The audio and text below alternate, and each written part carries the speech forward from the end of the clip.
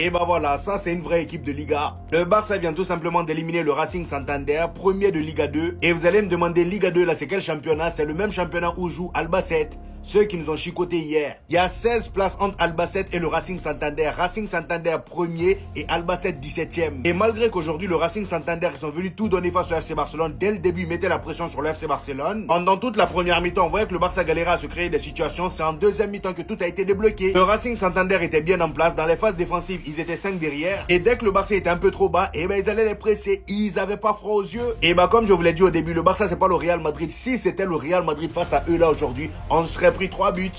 Enfin, hier on a pris combien? 3. On serait pris 4 buts ou 5.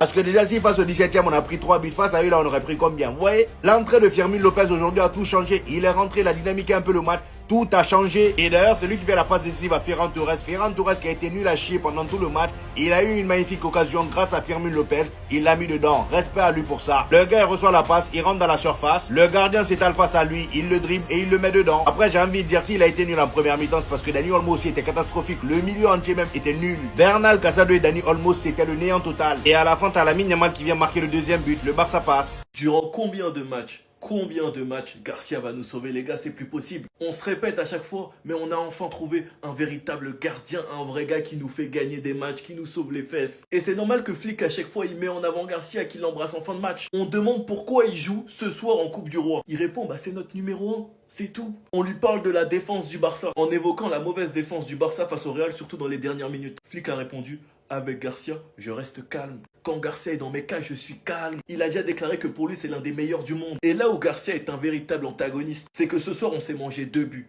2 buts hors jeu. Sur les 2 buts, il fait absolument rien. Mais sur la grosse occasion en fin de match qui n'était pas hors jeu, il nous sort encore cet arrêt de taré.